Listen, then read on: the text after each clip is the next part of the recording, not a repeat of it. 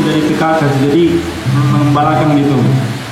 Jadi yang kuasakan dalam kelompok itu ya berjuang lah. Bagaimana perjuangan untuk mengikuti setiap pertemuan di kelompok kecil. Juga bagaimana diajarkan untuk selalu taat, yaitu taat teduh, disiplin rohani, Bible reading, bahkan kita berdoa pribadi itu.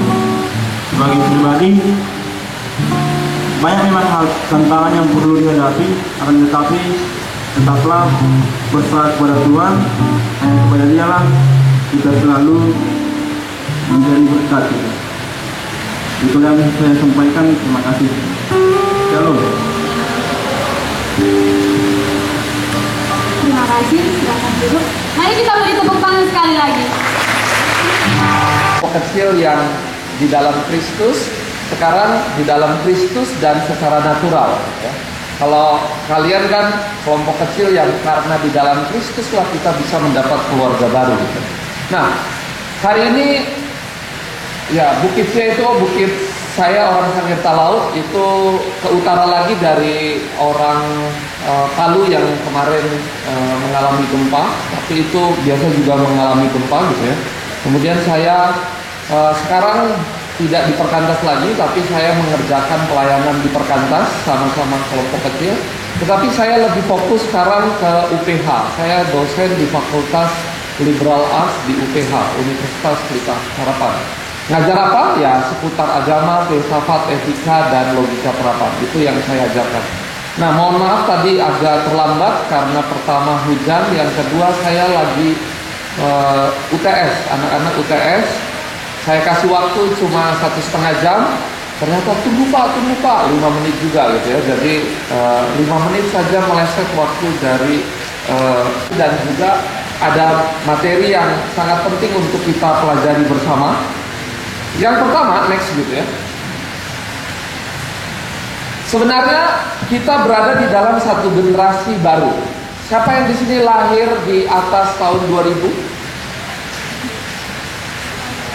Wah, ini tahun 90-an ya. 99, 95 sampai 2010. Wah, semuanya ya. Jadi kemungkinan kalian berada di dalam satu generasi yang namanya generasi Z. Apa itu generasi Z? Nah, ini sebenarnya naming yang digunakan oleh orang-orang di Amerika yang menyatakan bahwa secara psikologi gitu ya, secara psikologi mereka suka membedakan satu generasi dengan generasi yang lain. Itu kisarannya 15 sampai 20 tahun. Kalau 15-20 tahun ada generasi baru. Nah, kalau di dalam pelayanan saya menariknya generasi di dalam pelayanan itu 5 tahun berganti gitu ya. Saya mengalami dari 2001 pelayanan di kampus sampai sekarang. Ya, kampus saya di Jakarta gitu ya. Kemudian saya lanjut S2 dan lain sebagainya. Saya makin melihat ada generasi yang berbeda, dan itu yang menjadi pengalaman yang saya rasa itu merupakan pengalaman yang luar biasa tentang bagaimana Tuhan memakai orang-orang di dalam pelayanan yang Tuhan berikan. Tidak ada. Oke, saya lanjut aja, biarkan saja gitu ya. Nah, jadi ada generasi Z. Tadinya X, saya di generasi Y. Tetapi orang sering menyebutkan generasi sekarang adalah generasi milenial. Nah, generasi milenial itu macam-macam karakteristiknya. Nah, karakteristiknya apa saja? Pertama, kalian tuh bukan cuma bisa aktif dalam bahasa Indonesia, ada juga bahasa Batak ya, bahasa Karo, bahasa Simalungun ada di sini, saya meyakini. Tetapi kalian sekarang sudah fasih dalam berteknologi. Itu udah pasti, nggak mungkin nggak. Kenapa? Karena sekarang kalau nggak ada HP, gini hari HP-nya begitu gitu ya. Wajah keren tapi HP-nya oldies gitu ya. Nah, ini sering menjadi sesuatu yang akhirnya orang berusaha punya HP yang smart. HP yang smart tetapi bukan HP yang wise ya. Jadi HP kalian nggak akan bisa menjadi HP yang bijaksana, tetapi HP kalian akan hanya bisa menjadi HP pintar. Tetapi bagaimana kalian bisa bijaksana? Ya karena kaliannya gitu ya. Sehingga orang-orang di dalam bagian ini biasa gunakan Google, bisa gunakan Yahoo dan lain sebagainya. Contoh sederhana, kami latihan dosen kami, para dosen dan para staff itu latihan menggunakan aplikasi Microsoft, namanya OneNote, kemudian yang lain-lain gitu ya.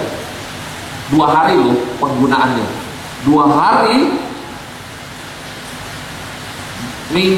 Besoknya, hari ketiganya udah lupa, nggak ada yang diingat.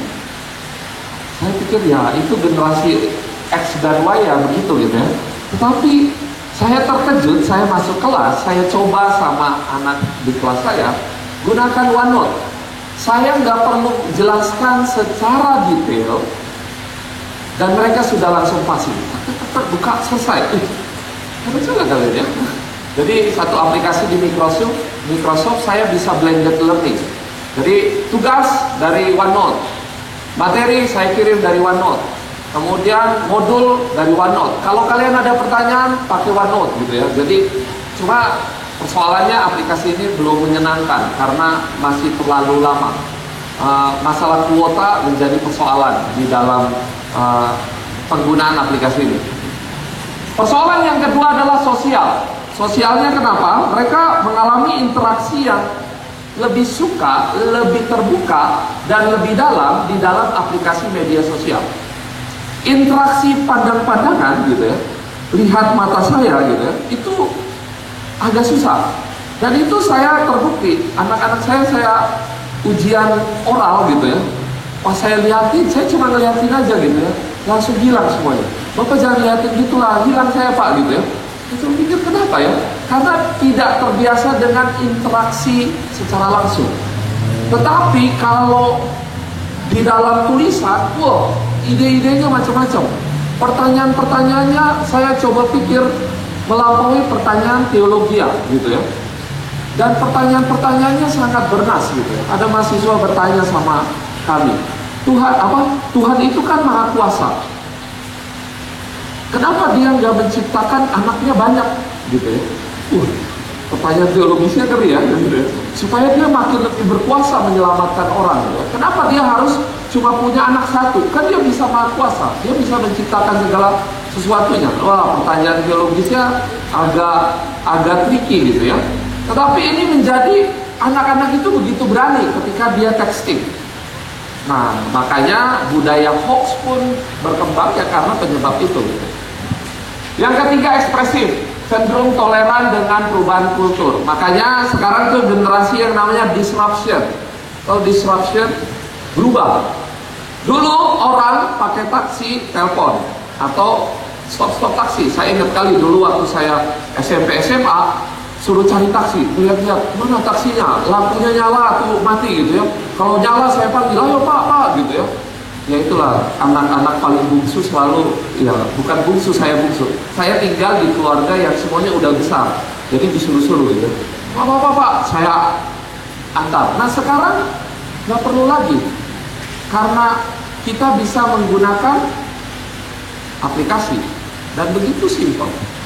Sekarang pesan barang pun pakai Lazada, Shopee, JD dan lain-lain gitu ya. Kalian tambahkan seterusnya. Sehingga ini menyebabkan ekspresif dan luar biasa. Makanya sekarang anak-anak di generasi Z bedanya sama Y. Kalau Y masih suka texting, tetapi yang Z lebih suka bukan cuma texting, tetapi inside story, kemudian ada video, kemudian ada gambar dan macam-macam sebagainya. Mereka lebih ekspresif. Dan waktu saya mencoba anak-anak itu suruh presentasi, kreativitasnya luar biasa. Kemudian cepat berpindah. Nah ini menjadi penyebab yang sangat besar dalam generasi sekarang. Makanya kalau kalian nanti menghadapi adik kelompok kecil, kayaknya nggak fokus dan sering mengalami salah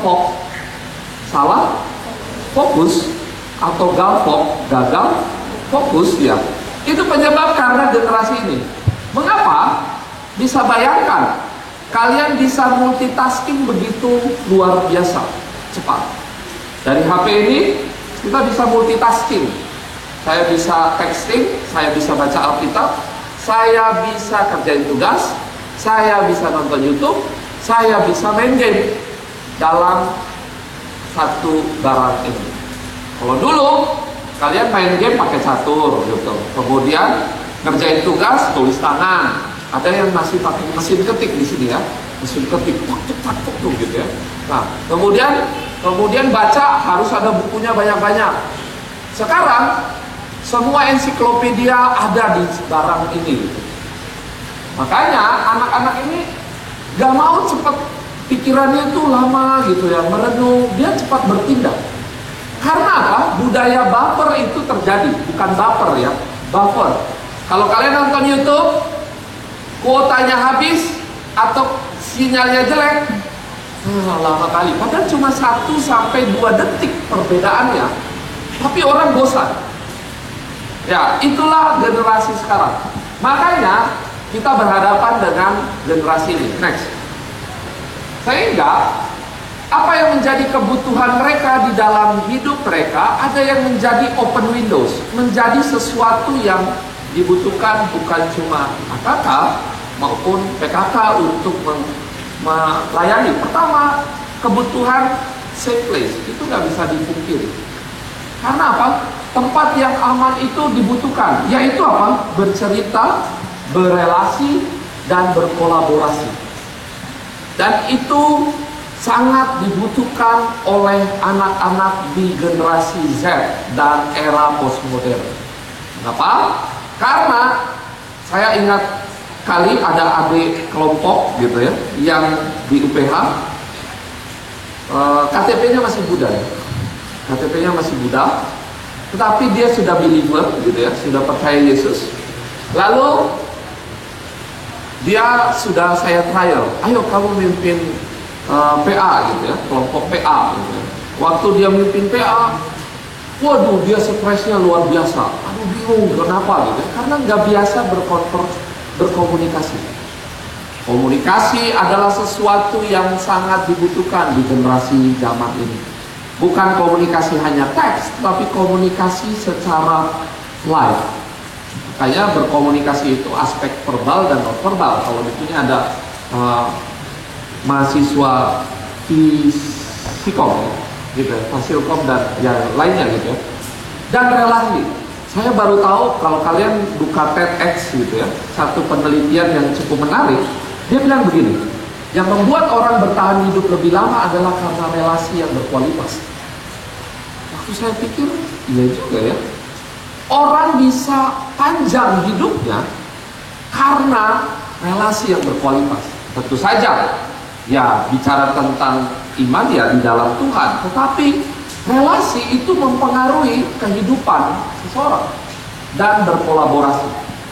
Yang kedua, mereka membutuhkan sebuah pengalaman spiritual. Mereka bukan cuma pengen diajarin doktrin Allah. Alkitab adalah firman Allah.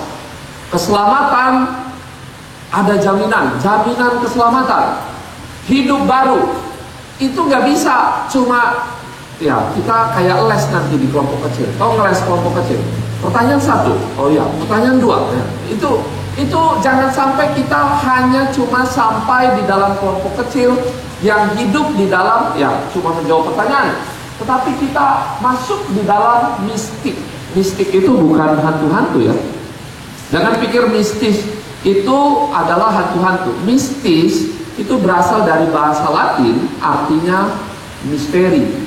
Misteri adalah sesuatu yang tidak dibukakan. Bisa jadi misteri. Contoh, mahasiswa saya kan UTS nih. Saya keep dulu soalnya. Ayo, soalnya kayak gimana? Padahal saya udah kasih. Nah nih, 50 kasus. Kalian belajar dari situ, saya ngambil soalnya dari situ. Cuma, ya perintahnya beda-beda gitu ya. Wah, mereka bertanya, wah Pak, gimana ya Pak? Jadi kalau nanti nilainya jelek, simulasi lah ya Pak ini. Kemudian kalau nilainya bagus, UTS baru gitu ya. Memang anak-anak ini terlalu pintar gitu ya. Kalau jelek simulasi bisa diulang gitu ya. Tapi kalau bagus UTS ini nilainya bagus gitu ya. Nah, Saya bisa membuat itu menjadi misteri. Mereka bingung. Nah, open mystical adalah sebuah pengalaman yang kalian sudah nikmati bersama Tuhan. Ketika kalian bukakan itu, nah itu menjadi spiritual hunger di dalam generasi sekarang. Mereka juga butuh hal-hal supranatural, bukan sesuatu yang saya, ya ini lagi hujan, berhenti hujan gitu ya. Mungkin bukan itu, tetapi ada sesuatu yang di luar kebiasaan dia, tapi itu menjadi sebuah yang supranatural. Dan itu pengalaman-pengalaman yang kita bisa transfer. Misalnya beban hidup kamu, kemudian bagaimana kalian mengerjakan kegiatan di mana itu bisa berjalan dengan baik, dan lain sebagainya. Hope giving God, terus berharap pada Tuhan, hunger for story dan metafora. Dan inilah yang dibutuhkan generasi sekarang. Next. Sehingga mereka membutuhkan becoming shelter, spiritual director, dan becoming storyteller. Jadi sangat sadar generasi sekarang butuh seorang mentor, butuh seorang PKK. Mengapa? Karena ini menjadi kebutuhan yang paling hakiki di dalam dasar hidup manusia. Inviting them to become the part of story. Makanya saya waktu merenung, waduh ini pelayanan di ISU. Kesannya aduh capek kali ya, hujan dan yang lainnya. Bahkan mahasiswa bilang, Pak, suruh mereka tunggu aja, gak bisa, kalian yang harus sudah selesai gitu ya. Karena apa? Saya bukan mau datang ke USU, saya mau masuk di dalam ceritanya Allah. Apa ceritanya Allah? Saya beribadah di pendopo dan menikmati Allah berbicara kepada kita semua. Bukan cuma kepada kalian, tetapi saya juga menikmati ceritanya Allah. Jadi cerita besar Allah di dalam firman Allah, yaitu melalui ada apa dengan kelompok kecil. Jadi kita butuh spiritual director yang mengarahkan kita semua. Next. Sehingga kita membutuhkan experience. Saya menyimpulkan generasi sekarang butuh experience, butuh partisipasi, butuh penggambaran, dan butuh konektivitas. Itu saja. Mengapa ini penting? Dan ini kebutuhan generasi sekarang. Kalau kalian kelompok kecilnya hanya ya PKK yang usaha baik, yaitu udah bagus. Karena apa? Pengorbanan PKK selalu dilihat, dan itu menjadi image driven. Mahasiswa AKK akhirnya bisa, wah PKK ku baik loh, saya maulah jadi kayak seperti itu. Itu image driven gitu ya. Tetapi gak cukup, kita perlu terus berjuang di dalam pengalaman. Nongkrong, makan bersama, sarapan bersama. Kalian adalah anak kos, pasti lebih kreatif di dalam mengerjakan hal itu. Dan kalian bisa berinteraksi kapan saja. Kalau dulu saya kelompok kecil, saya harus ke wartel, teleponin adik-adik kelompok kecil saya. Sekarang kalian bisa teks, bisa telepon pakai WhatsApp, nggak perlu biaya banyak. Yang perlu kalian cari wifi gratis. Itu kan? Betul kan? Jadi ada usaha nggak untuk mengkoneksikan dengan mereka? Sehingga ini menjadi hal yang activity kalau saya bilang. Jadi bukan aktivitas kelompok kecil yang hanya cuma datang, ya bahas-bahas selesai. Enggak. Tetapi seluruh aspek hidup kita harus drive mereka untuk bisa mengenal Allah di dalam kehidupan mereka. Next. Persoalannya kalau begini, nah ini susah. Sulit memperhatikan secara dalam, yakin. Gak ada yang bisa mengetahui. Saya pun ngomong begini, secara teori pendidikan, just only 5% gitu ya. You gather the point. Kalian hanya dapat 5%, nanti bahannya bisa kalian bagi gitu ya. Tetapi yang saya inginkan bagaimana motivasi itu bisa mendorong kalian untuk bisa melakukan sendiri. Dorongan lemah, kalau kelompok banyak seperti ini pasti dorongannya lemah. Nah, kemudian nasihat yang umum tidak spesifik.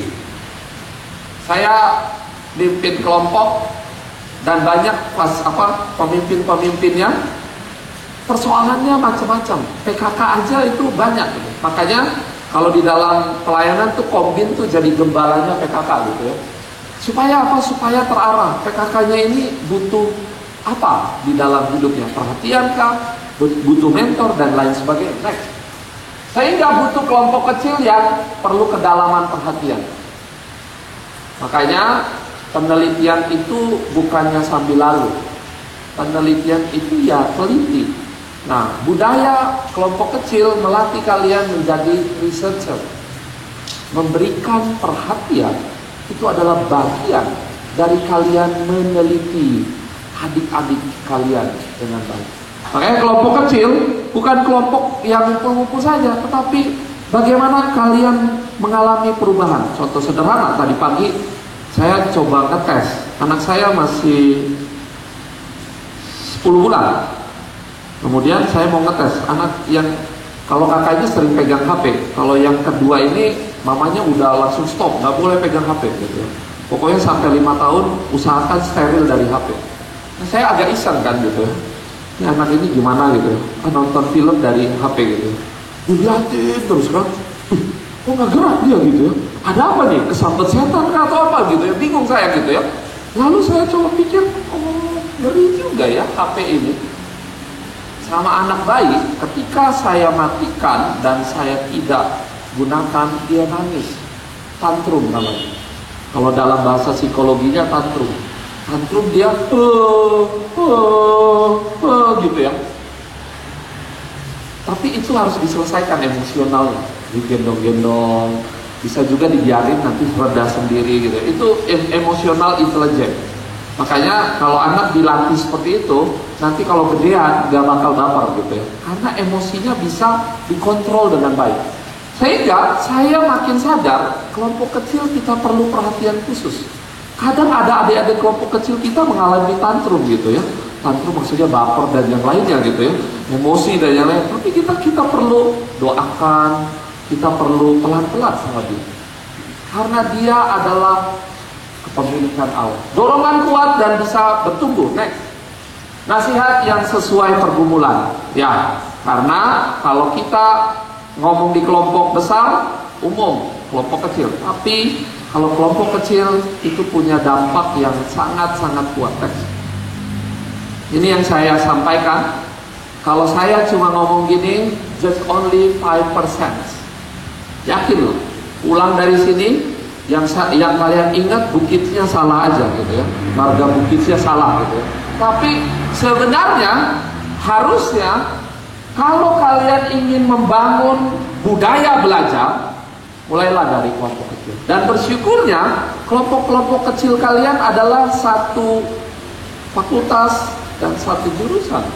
Dan itu menolong supaya kita semakin dalam lagi gitu ya. Group discussion, practice, dan teaching others. Makanya teaching others itu 90%. Makanya kelompok kecil punya dampak pendidikan juga gitu ya. Jadi bukan cuma dampak sosiologis, dampak education gitu ya, dampak psikologis, tetapi punya dampak di dalam aspek education. Dan ini sangat penting dan itu sangat berpengaruh. Next. Sehingga saya masuk ke dalam konteks sejarah gerejanya. John Wesley bilang begini, tidak ada komunitas Kristen yang pernah tumbuh sehat atau dapat tumbuh dengan sehat kecuali ada small group di komunitas tersebut. Betul ya? Kenapa? Karena pelayanan gereja selalu ada small group. Pelayanan ini terjadi, ada small group yang berdoa tadi. Oke?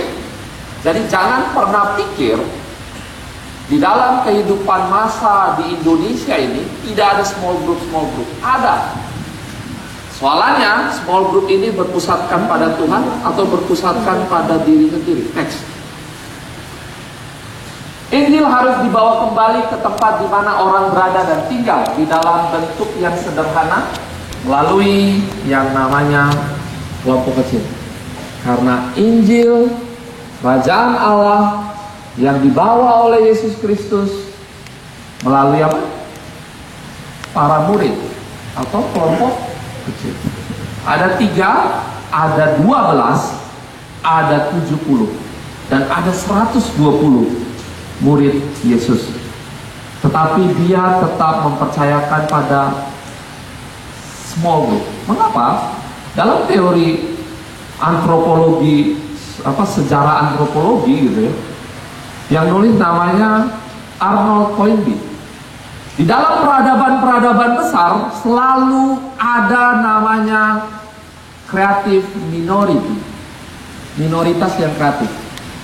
Dan kalian sebenarnya sedang belajar bagaimana small group itu bisa memberi dampak bagi kampus yang sebesar ini. Makanya kalau kalian menganggap kelompok kecil itu hanyalah les, ada yang something wrong. Kita nggak menyadari bahwa small group adalah dampaknya bisa mengubah satu negara. Contoh sederhana, China dari negara yang berbentuk dinasti-dinasti berubah menjadi komunis karena ada small group yang punya ide-ide. Dr. Sun Yat-sen tentang komunisme. Vietnam berubah menjadi negara komunis karena small group. Indonesia bisa merdeka karena ada creative minority. Jadi, kalau kalian menganggap small group kalian hanya les Alkitab, ada yang salah. Karena small group kita diberikan Tuhan menjadi metode yang bisa berdampak luar biasa. Dan pergerakan Yesus dalam ajarannya melalui small group. Next. Sehingga small group adalah metode yang dipakai baik dalam perjanjian lama, perjanjian baru, dan berlanjut terus di dalam sejarah, baik pada masa lampau maupun pada masa sekarang. Versi dari small group macam-macam. Kalau di gereja menggunakan katekisasi, menggunakan pengurus, pembinaan pengurus, dan lain sebagainya. Kelas-kelas sekolah minggu bukannya anak kecil saja. Dulu sekolah minggu itu adalah pendidikan doktrinal bagi orang-orang di gereja. Jadi habis gereja mereka pendidikan doktrinal, namanya sekolah minggu. Dan ini terus berlanjut sampai di zaman sekarang di dalam pelayanan mahasiswa, di mana pelayanan ini dibangun dari komsel-komsel. Ya, sederhana, saya sedang merintis pelayanan di UPH, mulainya dari kelompok pipa. Modelnya model kalian, karena mahasiswa baru dipaksa ikut pipa. Banyak dulu, habis itu seleksi alam kan, menyingkir satu-satu, hilang. Tapi karena ada PKK yang punya hati luar biasa di USU ini, terus doain, terus deketin, semakin dideketin semakin hilang gitu ya. Gitu ya. Sama, kejadiannya sama saya. Tetapi itu gak pernah sia-sia. Saya pernah ngejar anak, itu kerjaannya makan di warteg gak pernah bayar. Gitu ya. Makan, keluar merokok gitu. Buset dari anak gitu ya. Untuk beli rokok bisa gitu ya. Saya ajak retreat, saya bayarin retreat, tetap juga hilang habis retreat. Saya terkejut, saya sampai di Medan 2007. Dia jadi ketua panitia di kampus, dan dia meninggalkan rokoknya, dan dia berubah. Saya dengarnya dari adik rohani saya yang lain. Dia udah berubah. Kemudian dia kasih kesaksian, dulu Bang Dani bla bla bla bla bla bla bla gitu. Saya pikir itu cuma cerita PKK yang terlalu baik hati. Ternyata yang saya aja Tuhan pakai gitu ya. Jadi jangan pernah takut sama adik kelompok kecil kalian. Ketika kalian mengerjakan Injil diberitakan, kabar baik itu disampaikan, ingat, Injil tidak pernah kembali dengan sia-sia. Oke? Sehingga pekerjaan ini terus terjadi. Dari perjanjian lama, perjanjian baru, sampai sekarang. Dan itu terus terjadi. Next, saya mau kasih video. Ada suaranya kah? Atau kita nonton film bisu nanti? Gitu.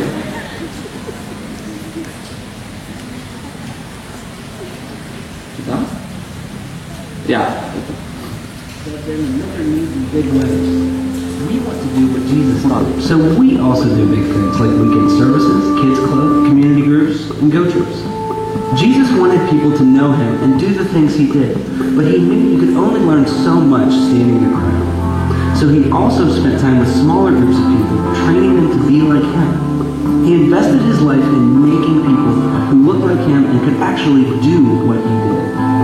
Disciples who were mature, skilled in reaching seekers, growing up other believers, and literally changing the world. He called this method discipleship. Here's how it works. Imagine if you were offered a penny an hour for 30 days, or the option to double just 1 penny every day. Taking a penny every hour equals a lot of pennies pretty fast, but doubling a penny daily starts out really slow. In 5 days, you've only got 16 cents. By day 10, you're still at just over $5. But around day 15, those numbers start going bonkers, and at the end of 30 days of doubling, you end up with nearly $5.5 million versus a measly $7.20. Now, apply that to investing in people. What if you took an entire year to focus on just one group of 6 friends? What if at the end of that year, they could walk with God like you do, and could even help others like you help them? We call these groups of friends hubs. Then, in year 2, you find a new group to help, and they all do too. Now there are 6 people, not just one, who are changing lives like Jesus. If those 6 people each take on a group of 6, then in 1 year, 36 people are ready to take on their own groups of 6. Project forward 10 years and, well, the math just gets crazy. That's more disciples than would fit into the largest stadium in the world. That's the power of multiplication. Jesus said, "Go and make disciples of all nations." He gave us a mission. Invest in people who will go outside themselves to reach lost people and train them to be like him. When we learn to make disciples like Jesus, this city will flip and the world will change.